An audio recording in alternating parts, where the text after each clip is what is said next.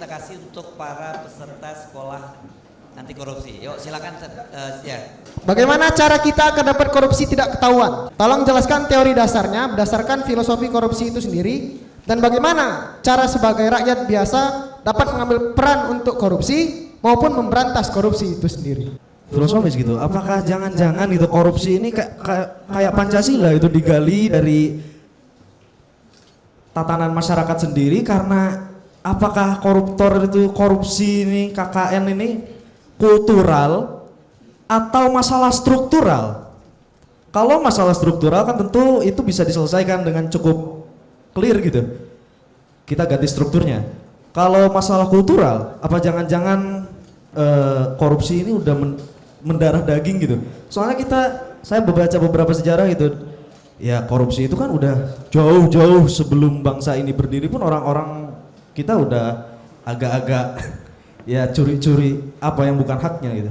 Jadi pertanyaan saya Bung Rocky, apakah korupsi ini masalah kultural bangsa ini atau masalah struktural? Yang kita tahu kawan-kawan mahasiswa itu udah sering banget nih ngadain talk show soal anti korupsi, dan juga beberapa ormas juga sering ngadain talk show anti korupsi. Tapi yang kita tahu yang disampaikan Ayahanda Bushro Muqaddas tadi, bahwasanya korupsi di Indonesia ini TSM, terstruktur, sistematik dan masif.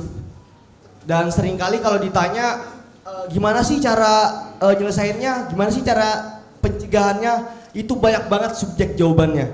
Nah, aku mau tanya nih, gimana sih jawaban atau konsep tunggal untuk menjawab permasalahan ini? Jadi mungkin dari sudut pandang Bung Rocky sendiri ada pandangan gila untuk kita semua yang di sini kan tentunya sangat bisa dibawa pulang gitu loh ilmunya. Saya pernah nyasar di Gunung Tanggamus di Lampung. You pernah naik Gunung Tanggamus? Lewat mana? Ya, ya lewat mana? Lewat desa apa? Oke, yang desa yang ada tempat transmigran, nah, namanya apa? Desa itu ya? Iya. Iya. Oke, jadi suatu waktu ini cerita saya masih kelas 1, tingkat 1, tingkat 2. Saya naik gunung itu, Gunung Tanggamus. Salah baca peta. Bertiga kita naik gunung itu. Dari Kota Agung. Karena kita kemalaman, udah muter-muter nggak dapat jalan itu. Akhirnya saya tinggal punya 1 kentang dan 1 apel. Masing-masing kita tinggal 1 kentang, 1 apel. Mau survive dengan modal itu. Hitung ini nggak nyampe ini, pasti kita udah nyasar. Jadi kita bikin camp sederhana tuh, bivak, ya, tenda sederhana. Lagi tidur jam 2 malam, tiba-tiba itu saya bikin tenda itu di cekungan.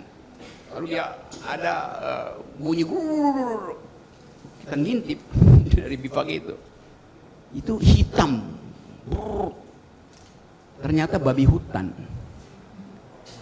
Rombongan babi hutan, mungkin kira-kira 300 babi itu. Itu tinggal kira-kira 2 cm dari kepala saya. Jadi bayangin kalau saya bikin bivak tidak di cekungan itu di sini, itu pasti habis dia. Karena babi hutan nggak mau tahu itu jalan dia. Dia nggak peduli. Kemana dia mengarah? Ke desa transmigran tadi. Karena desa itu lagi panen kentang kecil-kecil. Jadi bagi si babi hutan, dia nggak peduli halangan apapun, yang penting dia tiba di desa itu karena itu kelaparan dia. Dia merampok makanan di situ, lalu dia balik. Dia bukan koruptor. Dia diperintah oleh nalurinya untuk cari makan. Pejabat kita lebih dari itu. Udah kenyang, masih lampaui kepala rakyat buat tiba di sumber-sumber kekuasaan, buat mencuri di situ. Lebih dari itu. Itu hal kalau saya bandingkan, karena you cerita tentang Lampung itu. Jadi itulah ukuran yang hendak kita ucapkan, bahwa eksesif dari kekuasaan adalah korupsi. Babi hutan tidak eksesif pada kekuasaan. Secara natural dia mesti makan itu. Itu poinnya. Jadi bagaimana supaya tidak kelihatan lakukan korupsi? Ya jadi babi hutan. Karena itu bukan korupsi namanya. Mau makan. Tapi tadi saya bilang bahwa manusia itu tidak mungkin jadi binatang. Dia bisa jadi di atas binatang. Sebagai animal rasional, kita adalah animal rasional. Binatang yang berpikir. Atau dia di bawah binatang. Yaitu udah kenyang. Tapi masih mencuri. Binatang itu kalau lapar dia mencuri. Tapi manusia udah kenyang pun masih mencuri. Dia statusnya itu subhuman. Sub-animal. Di bawah animus. Di bawah kebinatangan. Nah, kita mau pulihkan itu dengan mengatakan bahwa kemanusiaan itu didesain untuk membagi. Bukan untuk merampas. That's the philosophy. Jadi itu soalnya. Sekarang saya pada yang satu soal asal usul cultural origins dari the thing called corruption itu. The origin of corruption itu. Kita dijajah 350 tahun di dalam psikologi koruptif. Sebetulnya penjajahan itu adalah pelajaran korupsi. Diajarkan kita buat korupsi, yaitu membebek, menjilat. Jadi feodalisme kita datang juga dari praktek kolonialisme. Kalau Anda belajar ilmu politik ada istilah apanage itu. Apanage, apa namanya itu? Upeti. Yang biasanya bupatinya itu atau raja bonekanya Belanda itu kasih upeti ke gubernur jenderal itu. Tapi bukan upeti dia peres dari rakyatnya tuh. Jadi culturally speaking, korupsi itu memang adalah mental kita dalam bentuk feodalisme. Menjilat pada atasan, maka dia mesti memeras rakyat. Itu juga harus masuk dalam pembicaraan kurikulum nanti itu teman-teman. Tadi istilah Pak Herso tadi, the origin of corruption itu. The social origin atau cultural origin dari corruption. Jadi kita ulas sampai ke belakang tuh. Soal-soal semacam itu. Pemerintahan Presiden Soekarno ya mungkin ada 2-3 menteri yang korupsi itu. Nah sekarang kita mau bahas itu. Bahwa feodalisme juga menyebabkan Presiden Jokowi tidak mampu untuk mengendalikan niat dari kawasan dia untuk korupsi. Karena terpaksa orang mesti menjilat. Dan sumber pertama adalah presidential threshold 20%. Buat dapat itu semua orang jadi penjilat. Kasak kusuk nyari proposal. Kemana proposal? Pasti ke oligarki. Nanti orang bilang kan Pak Presiden nggak ikut-ikutan. Iya, tapi Pak Presiden mendapat keuntungan tacit, apa namanya itu benefit, keuntungan diam-diam dari proses itu. Itu yang menyebabkan kita nggak mungkin berharap pada kekuasaan bisa sadar diri, karena nggak ada oposisi. Yang beroposisi ikat Masio Muadia yang beroposisi itu. Kan mestinya korupsi itu dikendalikan kalau ada oposisi. Jadi dari segi itu kita bongkar lagi dalam kurikulum berikut dalam pengajaran-pengajaran sekolah ini tentang kenapa korupsi itu paralel dengan tiadanya oposisi. Artinya tidak ada audit eksternal. Kan kalau kita belajar akuntansi, audit yang paling bermutu adalah audit eksternal, bukan audit internal. Nah sekarang Presiden Jokowi diaudit eksternal oleh siapa? Semua auditor publik itu dalam bentuk partai politik oposisi diserap dalam kekuasaan. Maka tidak ada auditor politik eksternal. Yang ada adalah mahasiswa melakukan fungsi audit eksternal. Dengan fasilitas apa? Bukan fasilitas keuangan, tapi fasilitas moral. Jadi itu bagian pertama jawaban saya bahwa betul-betul kita lakukan semacam revolusi pikiran supaya kita tahu bahwa kita disesatkan oleh arogansi kekuasaan. Di dalamnya ada praktek korupsi, di situ ada tukar tambah politik, tapi intinya adalah presiden membiarkan itu karena dia dapat tacit benefit, keuntungan diam-diam secara material maupun secara politik. Silakan lanjut. Sistem demokrasi yang begitu berhamburan, saya rasa pertanyaan saya adalah apakah ini akibat dari dana demokrasi yang berjalan 5 tahun sekali itu hanya cair pada saat pesta rakyat, yaitu pada pemilihan presiden, yang dimana anggapan saya bahwasanya pemilihan presiden itu adalah ajang untuk membagi-bagikan dana demokrasi 5 tahun ke depannya.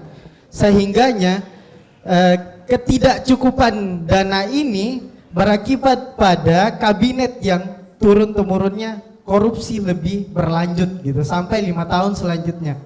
Berarti pada saat waktu pemilihan presiden ini bukan menjadi ajang pesta rakyat, tapi menjadi ajang bagi-bagi dana untuk 5 tahun ke depan gitu. Apakah itu betul-betul terjadi atau hanya di pandangan saya saja?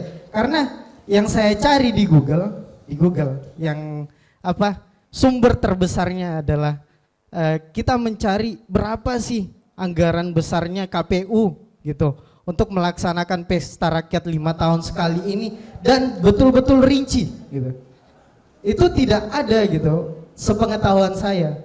Dan justru apakah dana ini itu dipakai untuk mendanai demokrasi 5 tahun ke depan oleh kabinet yang memegang kekuasaan gitu. Karena kan dianggapannya adalah rumah tangga gitu.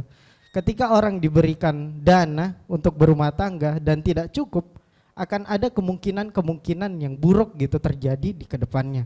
Kecuali orang memangnya punya akal pikiran yang bersih dan mau berusaha. Kita mahasiswa yang katanya intelektual, pada dasarnya hingga sampai saatnya pasti dia masuk di ranah-ranah koruptor, ranah-ranah di mana dia menjadi seorang pejabat. Nah, di sini saya ingin menanyakan, Bang, esensi dari seorang mahasiswa ketika dia menjadi seorang koruptor itu di mana, Bang? Letak esensi mahasiswanya.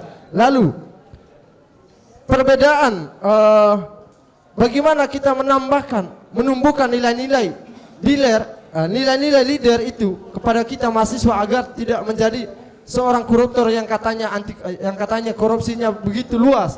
Berbicara masalah korupsi, saya teringat satu momen kelas saya dengan dosen saya yang membahas tentang bahwa korupsi dari Maslow teori dijelaskan bahwa udah bukan masalah kebutuhan lagi, tapi udah masuk ke dalam self actualization, keinginan untuk mengatur suatu tatanan pemerintahan. Nah, yang ingin saya tanyakan sebetulnya berhubungan dengan anti korupsi juga dengan kebebasan berpendapat. Sayangnya beberapa waktu terakhir ada sebuah tokoh yang menyatakan bahwa penghinaan terhadap pejabat negara merupakan malainse atau kejahatan yang jahat dari dalam dirinya tanpa perlu diatur di dalam undang-undang. Yang menjadi masalah adalah ketika rakyat itu ingin mengeluarkan pendapat, menyatakan pendapatnya. Akan timbul cara kritik yang elit. Maksudnya nanti ketika orang-orang ingin menyatakan pendapatnya itu harus ada rumusan tertentu, tidak bisa bebas lagi. Pertanyaan saya adalah bagaimana cara yang tepat untuk tetap bisa mengekspresikan apa yang kita pikirkan, khususnya sebagai mahasiswa, umumnya sebagai rakyat, terhadap apa yang telah dilakukan oleh para pemerintah kita. Bagaimana tanggapan Pak Rocky mengenai statement yang saya sering dengar? Statementnya biasanya kayak gini. Jadi misal ada orang bilang ke, misal ada A, bilang ke B, atau bilang kayak, kamu mau nggak jadi wakil rakyat? Gitu. Terus yang B nanti bilang, nggak mau, di atas tuh udah kotor, di kabinet tuh udah kotor, di parlemen tuh udah kotor gitu. Terus si A, loh berarti kan itu timingmu buat bersihin yang kotor itu. Terus si yang B bilang, nggak mau, aku takut dosa. Soalnya kalau bersihin yang kotor, kita nggak mungkin nggak ikut kotor. Saya juga ingin kutip salah satu pendapat beliau bahwa Pancasila itu ternyata bukan ideologi negara yang juga diperbincangkan juga. Nah ini nanti juga nyambung di korupsi, bahkan Bung Rocky juga menyebut sebetulnya Pancasila itu bukan asli Indonesia. Nah, kalau kita lihat substansi-substansi yang ada di Pancasila, salah satunya adalah keadilan sosial. Sebenarnya kalau kita lihat substansi itu, ketika pemerintah itu mengimplementasikan, maka nggak ada yang namanya itu praktek korupsi.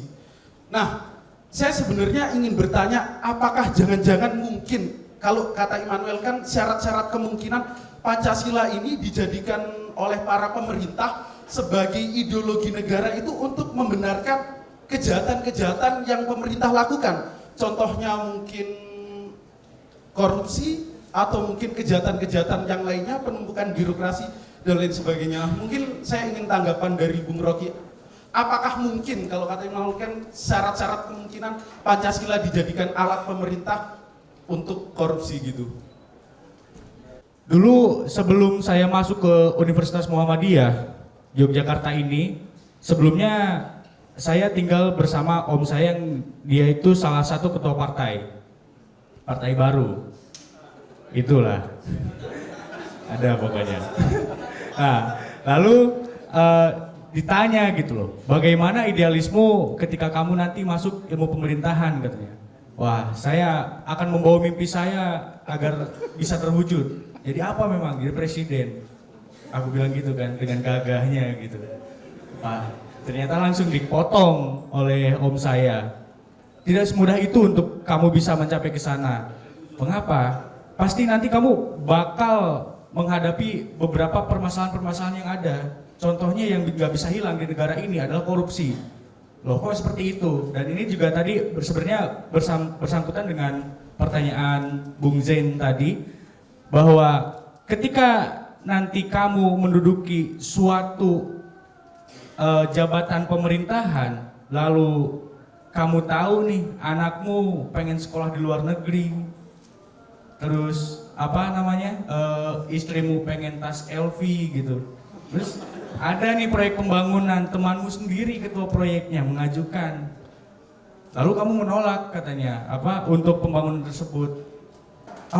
Terus kata si pengaju pembangunan itu berkata, katanya anakku mau sekolah ke luar negeri ya katanya, ini ada sedikit ongkos, tapi tolong izinkan pembangunan ini untuk diizinkan gitu.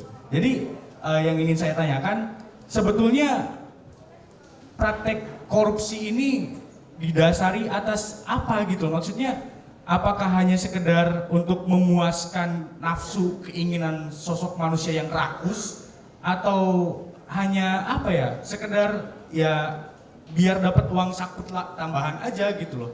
Lalu saya juga menanyakan hal yang sama, apakah gitu alasan 3 periode ini pemerintah, ini asumsi saya saja ya, pemerintah ingin melakukan 3 periode karena apa yang mereka keluarkan kemarin pas kampanye itu belum tergantikan gitu loh, batiknya itu. Om kamu ikut YouTube nggak live ini nggak?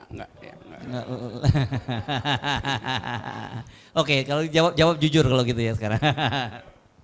Oke, teman-teman, ini bagian kedua ini sesi kecemasan gitu. Sesi yang paling berbahaya sebetulnya. Kalau saya nggak bisa jawab, maka kalian akan larut di dalam kecemasan itu. Bahwa ngapain sih belajar anti korupsi? Toh nggak akan ada yang bisa diubah tuh.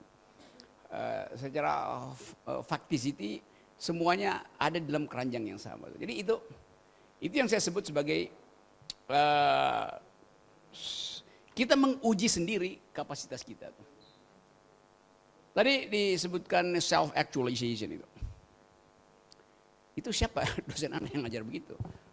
Mungkin dia ingin bikin satire. Sebab istilah self actualization itu istilah dari siapa namanya psikolog itu. Mesti ingat namanya. Oke, saya akan dapat nanti, saya lompati dulu ya. Abraham Maslow. Kan kalau kita belajar psikologi, dasar psikologi, kita pertama kali belajar Abraham Maslow. Bahwa needs orang itu pertama adalah yang disebut subsistensinya, basic needs-nya itu. Perut, sandang pangan segala macam. Lalu dia naik Kalau basic needs-nya udah terpenuhi, dia naik ke security needs, kebutuhan keamanan, rasa aman. Karena itu kalau kebutuhan dasar belum bisa dipenuhi, orang nggak peduli dengan rasa aman, dia ngerampok aja kan. Setelah tahap rasa aman, dia tahap yang disebut sebagai tahap esteem itu. Tahap dia menghargai apa yang dia sudah miliki itu. Jadi kepuasan dia itu dia perlihatkan secara simbolis bahwa dia telah mencukupi. Sekarang problemnya kalau orang udah cukupi basic needs-nya, security needs-nya udah nyampe, self esteem jangan nyampe, ngapain mesti ada self actualization untuk korupsi? Kan korupsi itu kan di bagian bawah sekali itu. Kenapa Anda korupsi? Ya karena saya lapar. Oke, boleh tuh. Tapi kalau kelaparan dia udah terpenuhi, security dia udah terpenuhi, esteemnya udah terpenuhi, bahwa dia udah dielulukan, ngapain self actualization-nya adalah korupsi. Jadi saya bantah dulu keterangan dosen Anda tuh. Sekaligus kirim salam buat dia. Bahwa itu keliru memahami itu. Hierarki kebutuhan, yaitu yang disebut hierarki kebutuhan dari Abraham Maslow, itu dalam upaya untuk memperlihatkan kemuliaan manusia. Nah, self actualization itu dia udah bicara tentang kebijakan, zikir, segala macam itu. Bukan lagi bicara hal yang material. Korupsi itu hal yang material. Itu bagian paling dangkal dari manusia adalah kebutuhan fisik gitu. Jadi itu kritik saya. Sekaligus tadi bahwa kan Anda ingin menguji diri sendiri dengan mengajukan pertanyaan itu pada saya kan. Bahwa nanti juga kalau udah lulus pasti masuk birokrasi, pasti masuk parlemen. Lalu ada yang dia ucapkan tadi itu, sogokan. Itu problem saudara, bukan problem saya. Ngapain saya jawab? Kan kita akan ingat, nama kamu sampai tadi? Akbar, namanya Akbar. Ya, namanya Akbar. Tapi dia membayangkan kehidupan dia jadi barbar. Jadi dia sebetulnya menguji dirinya, kalau saya Akbar, begitu saya masuk birokrasi jadi barbar nggak saya itu? Itu ngerampok sih namanya. Jadi dia sebetulnya kirim pesan pada kita, bukan dia bertanya pada saya tuh. Bahwa sesuatu yang dimulai dengan keakbaran tidak boleh berakhir dalam kebarbaran. Quotable kan? Itu prinsipnya. Tentu kita bisa beritahu bahwa ada lingkungannya. Iya, lingkungan mempengaruhi. Saya setiap hari tuh dipengaruhi lingkungan, tuh sogok ini, undang rapat ini, jadi komik nggak ada. Saya nggak anggap itu penting buat saya. Jadi sebetulnya itu adalah individual proses pembentukan karakter individu itu.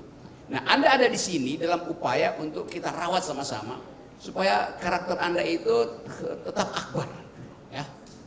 Ya, peliharalah keakbaran itu. Kendati di lingkungan Anda banyak barbar. Dia sama juga psikologi yang menduga bahwa nggak ada gunanya sebetulnya kampanye anti korupsi ini. Karena buat membersihkan pun kita ragu nih. Kalau kita bersihkan jangan-jangan kita ikut kotor itu. Jadi sekali lagi mental kita udah dikondisikan untuk mengatakan bahwa kalian nggak mungkin memperbaiki bangsa ini. Karena itu biarkan kami lakukan 3 periode korupsi itu. Itu reverse logic-nya begitu, logika terbaliknya begitu kan. Karena itu digembar-gemborkan bahwa Pak Jokowi kan sekarang banyak korupsi. Karena itu kita mesti bantu lagi Pak Jokowi memberantas korupsi itu. Lo justru orang di era banyak korupsi, orang akan tanya, di era siapa korupsi paling tinggi? Ya di era SBY. Oh salah. Di era Jokowi. Di era Megawati, salah. Di era Jokowi, di era Habibie, salah. Di era Gus Dur, salah. Di era ini, ketika seluruh peralatan untuk memberantas korupsi tersedia, justru koruptornya merajalela. Peralatannya ada. Ada kejaksaan, ada kepolisian, ada KPK. Tapi kenapa koruptornya itu justru datang dari lingkungan paling dekat kekuasaan? Kan itu poinnya kan. Jadi katakan pada teman-teman tadi bahwa bukan kita ingin jadi kotor. Bukan kita tidak ingin masuk di dalam upaya untuk membersihkan negeri ini. Tetapi kalau bukan kita yang lakukan, maka harapan untuk negara yang bersih nggak ada. Bila akal pikiran tidur, maka yang bangun adalah para monster. Jadi berjaga itu pentingnya kan. Nah sekali lagi, yang paling menderita dari aktivitas korupsi ada perempuan. Korupsi minyak goreng itu, kartel, yang menderita adalah mak-mak di dapur. Yang terpaksa mesti lihat dompetnya, masih ada nggak sisa 20.000? Buat anaknya yang lagi nunggu Gojek untuk antar dia ke PAUD. Penderitaan itu ada pada emak-emak justru. Dan pada perempuan, bayangan tentang kegagalan masa depan itu dimulai dari dompet emak-emak. Emak-emak berpikir, anak saya nggak bisa lagi sekolah. Jadi korupsi membatalkan bayangan ideal emak-emak. Bapaknya mungkin nggak peduli tuh. Tapi menghitung dompet di dapur itu adalah tekanan psikis luar biasa. Sehingga si emak-emak itu nyimpan misteri itu. Hanya perempuan yang mampu untuk mengatasi misteri. Laki-laki nggak pernah mengalami misteri. Laki-laki mengalami pain, rasa sakit secara fisik. Tapi perempuan mengalami rasa sakit secara batin, misteri. Hanya terbaca ketika dia lagi merenung, terintip oleh suaminya tuh. Kenapa? Termenung. Enggak apa-apa, enggak apa-apa. Cie. Jadi, korupsi itu mengeksploitasi perempuan 2 kali. Secara fisik, yaitu kelaparan, dan secara psikis, yaitu misteri. Kalau kita belajar sosiologi, bagian yang paling dasar dari piramida sosial namanya kaum proletar. Perempuan itu adalah proletarnya proletariat. Di dasar yang paling papah. Jadi ini semacam upaya untuk kita self healing bahwa memang diminta oleh sejarah kita yang lakukan perubahan itu. Anda nggak bisa tunda 2024, Anda mesti lakukan sekarang. Dan karena itu saya datang di sini sekarang, bukan 2024.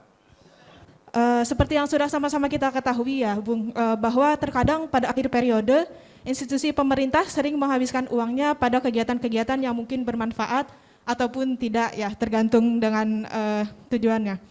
Nah, tujuannya mereka mungkin agar periode ke depan RAB yang dicairkan dapat sama, harapannya lebih, dan yang pasti tidak mungkin mereka berharap untuk kurang begitu RAB-nya.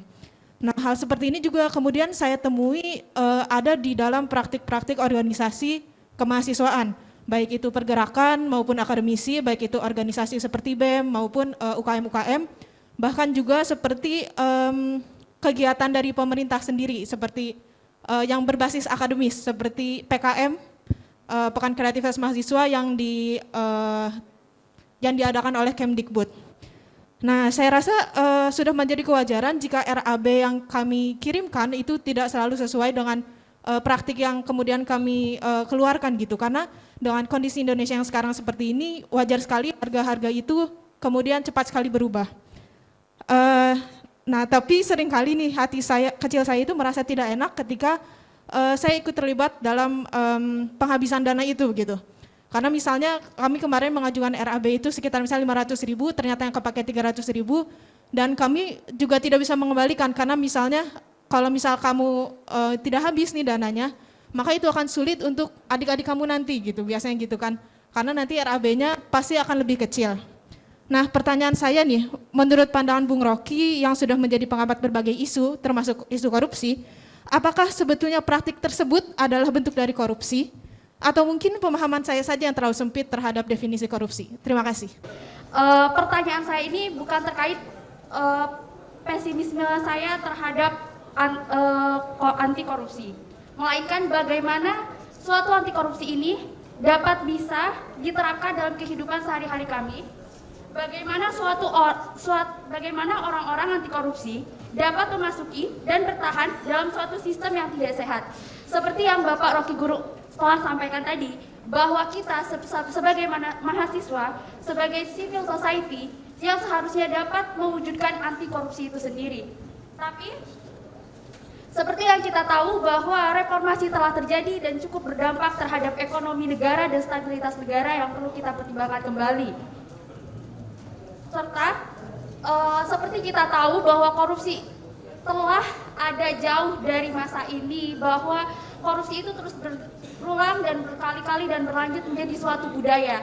Bagaimana suatu budaya anti korupsi ini dapat diterapkan di Indonesia, termasuk di mahasiswa dalam penerapannya? Apakah perlu adanya pendekatan dengan penerapan peraturan yang bisa membudayakan suatu anti korupsi, atau dengan adanya pendekatan peraturan itu hanya menjadi suatu peraturan dalam kertas? Hukum di Indonesia itu sangat banyak, tapi tidak ada yang tegas dan tidak bijaksana serta adil.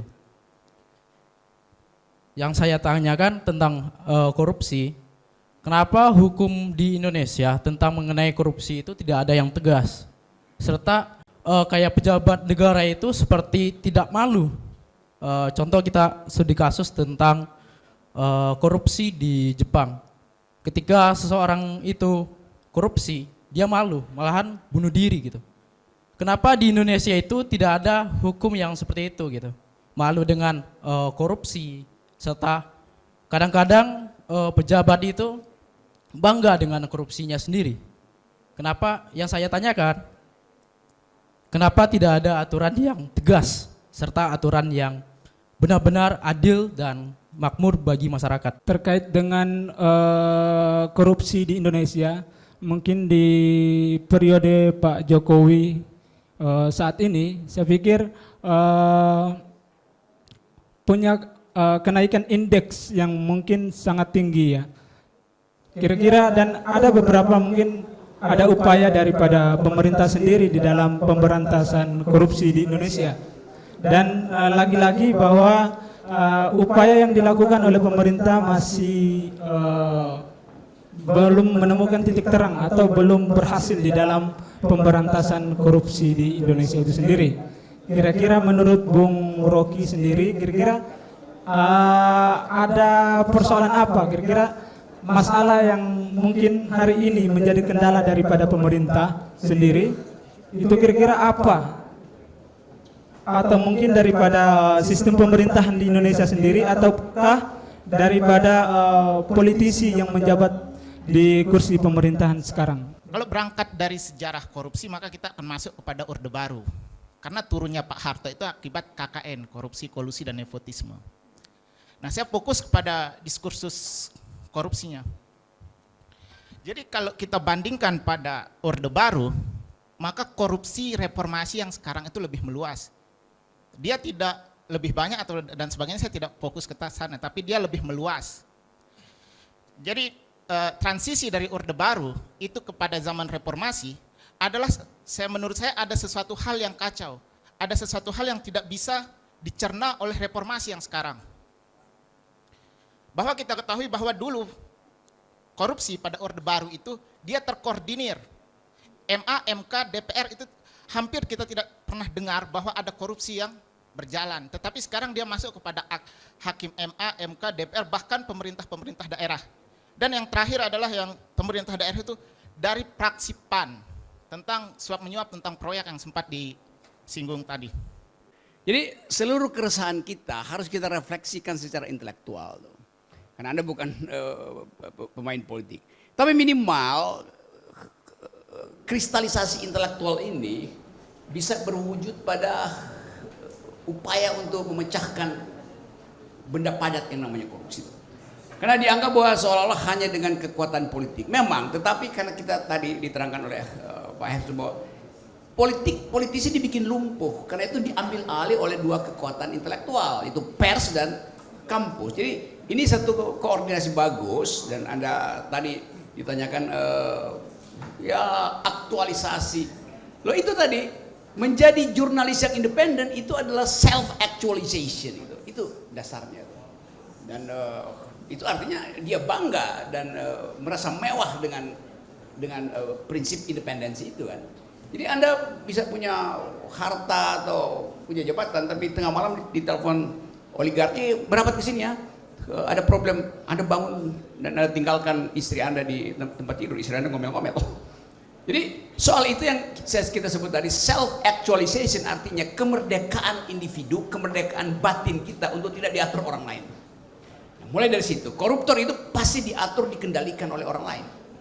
Jadi itu poinnya. Sekarang yang terakhir tadi dari semua pembicaraan tadi, semacam refleksi kenapa waktu kita pindah dari Orde Baru ke Reformasi kok korupsinya ikut? Kan itu pertanyaan teoritisnya kan. Saya terangkan dulu bahwa waktu kita belajar tentang democratic transition, transisi ke demokrasi, kalau saya katakan transisi menuju demokrasi, secara teknis ada dua langkah. Langkah keluar dari Orde Baru, langkah masuk ke Orde Reformasi. Kan itu namanya transisi kan. Saya mesti keluar dulu dari Orde Baru, baru saya masuk ke Orde Reformasi atau Orde Demokrasi. Itu dua langkah, bukan sekali melangkah. Nah kita sekarang baru keluar dari dan belum masuk ke, keluar dari dan belum masuk ke. Kenapa begitu? Karena di awal reformasi masih ada yang disebut mentalitas Orde Baru yang carry over ke dalam parlemen. Dan itu kita mulai dari Gus Dur. Gus Dur teman baik saya, teman diskusi. Saya bikin forum demokrasi dengan beliau. Mungkin baru 6 bulan Gus Dur jadi presiden, dia udah ketemu dengan Pak Tommy Soeharto pada waktu itu. Dan pertanyaan itu kita ngapain Gus Dur ketemu dengan Tommy Soeharto? Lalu kita bikin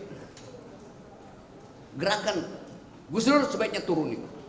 Itu pertama kali saya menentang Gus Dur yang teman saya. Karena soal moral clarity itu, walaupun ada keterangan macam-macam itu sinyalnya nggak bagus. Juga di situ ada Pak Wiranto yang adalah bagian struktural dari Orde Baru masuk dalam kabinet Gus Dur. Dengan segala macam pertimbangan pragmatisme, Gus Dur terpaksa mesti going native, ikut serta di dalam tuntutan-tuntutan pragmatis. Jadi dari awal memang begitu yang terjadi di kita, mentalitas itu. Tentu itu politis saja dan akhirnya Gus Dur tersingkir. Dan kita menganggap ya itu bagian juga dari hukuman. Bahwa walaupun pada akhirnya Pak Wiranto dikeluarkan dari kabinet, tapi mental kita udah jadi begitu. Itu yang kemudian berlanjut ke orde selanjutnya sampai Ibu Mega, Habibie, Ibu Mega Presiden SBY yang kemudian partainya itu dari 30% jatuh tinggal mungkin 7% itu karena korupsi itu. Sekarang berupaya bangkit lagi itu. Jadi korupsi itu membuat moral kita rusak sebetulnya. Demikian juga PDIP sekarang tuh. Nah itu yang membuat kita ingin agar supaya dinolkan thresholdnya. Tapi seperti PDIP merasa bahwa nggak bisa dinolkan dong. Kita udah punya modal 19% atau 20%. Ya itu modal 2019. Kalau sekarang apa masih 20% dengan kasus terakhir Maming ini? Kan kita mesti fair. Jadi tunggu 2024 kalau Anda masih 20% oke. Tapi mengklaim bahwa masih 20% itu artinya fail secara logik tuh. Masa nggak ada penurunan PDIP? Padahal mulai dari Madam Bansos segala macam itu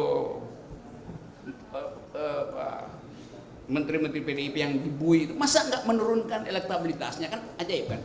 Kalau nggak menurunkan itu artinya bangsa ini udah rusak, masih memilih partai yang di dalamnya koruptor bersarang. Demikian juga partai yang lain kan, semua partai yang punya masalah nggak mungkin elektabilitasnya masih segitu, dihitung dari 2019 itu.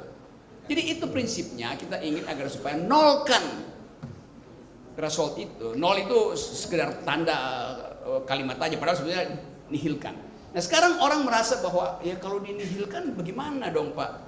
Nanti banyak juga oligarki yang masuk secara individual tuh. Karena dianggap bahwa itu hanya mengurangi dari 20 ke 0. Bukan. Dari 20 ke 0 bukan secara kuantitatif, secara kualitatif. 20 artinya ada threshold, 0 artinya tidak ada threshold. Jadi dari ada ke tidak ada, bukan dari 20 ke 0. Nah kalau itu tidak ada, seluruh psikologi publik berubah. Anda akan bangga bahwa Anda dipilih oleh rakyat, Anda tidak mungkin diasuh oleh oligarki. Itu kebanggaan tadi, self actualization kita sampai ke daerah. Tapi ini mesti kita terangkan melalui pembicaraan semacam ini sampai ke daerah-daerah, sampai ke kepala desa tuh. Jadi penting mulai sekarang disosialisasikan bahwa 0% itu adalah harga diri manusia supaya dia gak jadi ternak oligarki. Mulailah dengan kompetisi yang sehat dari kepala desa. Saya kira itu misi kita, dan kita sama-sama yakin bahwa apa yang kita ucapkan secara jujur itu akan diberkahi oleh langit. Dan dengan cara itu ada energi baru dari IMM, dan semua orang akan lihat bahwa IMM kendati dikepung oleh para barbar tapi dia tetap akbar. Terima kasih.